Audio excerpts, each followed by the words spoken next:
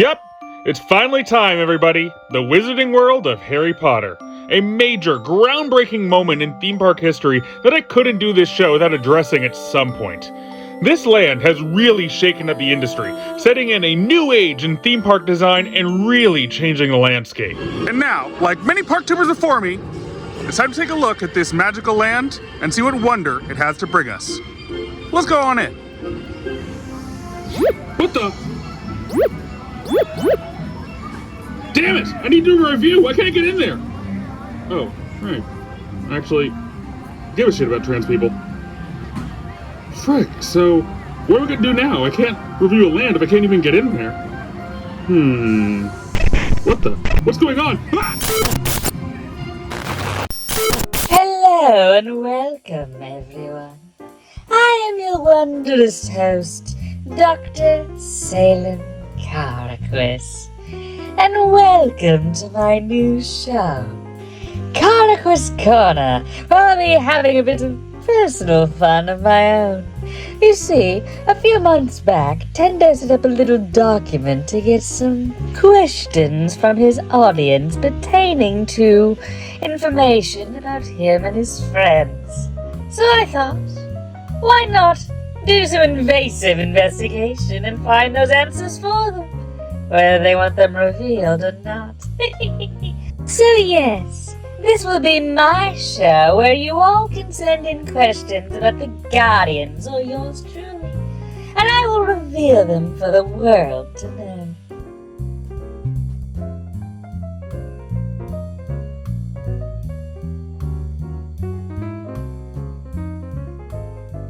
So, let's get into our first question from Jack's Hammer.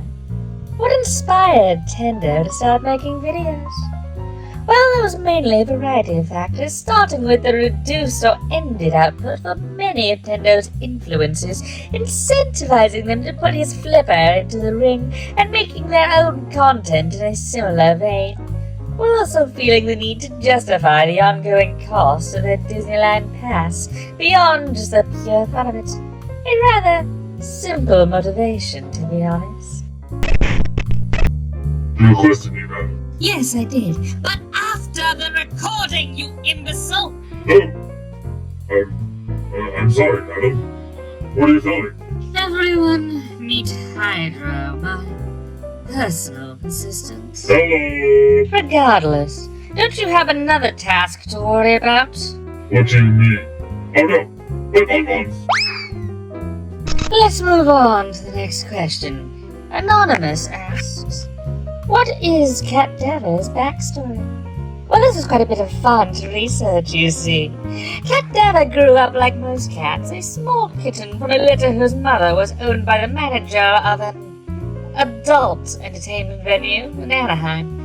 Not wanting to become a stereotypical cat lady, the owner sold off the kittens to children in the area as soon as they were old enough to leave their mother, resulting in Cat Dava being adopted by a little girl named Rachel Ravens. Rachel, by all accounts, was a kind owner. Took well care of Cat and gave her a good home as she grew up under her care. However, when Rachel's single mother found love in a man who was deathly allergic to cats, Rachel was forced to put Cat up for adoption once again. Unhappy with the new owner who took her in, Cat ran away and ended up making her way to Disneyland, becoming one of the many infamous Disney cats roaming the property. And the rest is history. Fascinating, no? Well, I thought it was. Regardless, question 3 from Jumpman256. If Tendo could build any ride with any IP in any Disney park, what would it be? This one was annoying. Took forever to look through Tendo's files, find a proper answer for it. Regardless, here are the 2 best results I could find in this regard. Unsure which is the proper answer, though.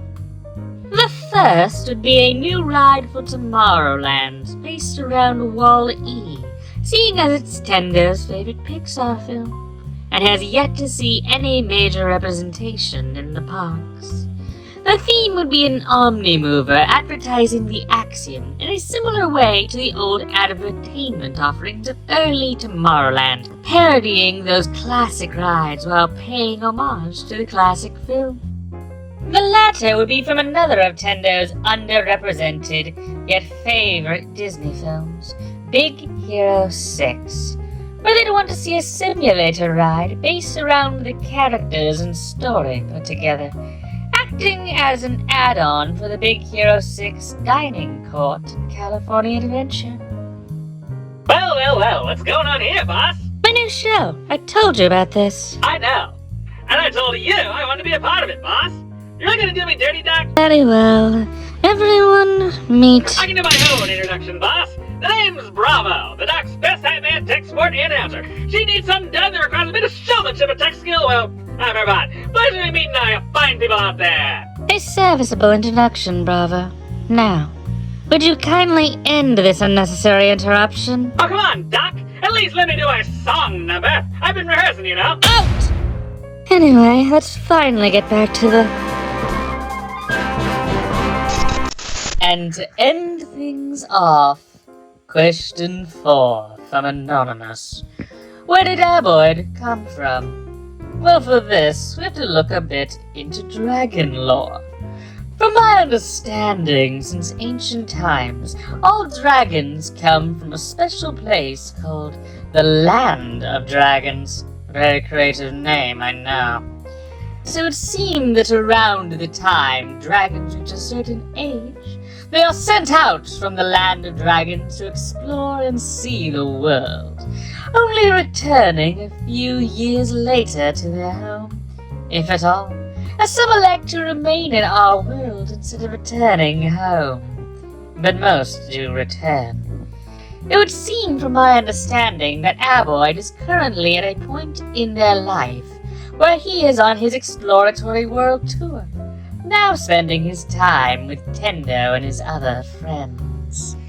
So, if you'd like to have your questions answered by yours truly in future episodes of this show, simply send in your questions to the link below, and I'll get to them when I can. Oh, and speaking of Tendo, let me say one more thing. April Fools! And be seeing you soon, Seal.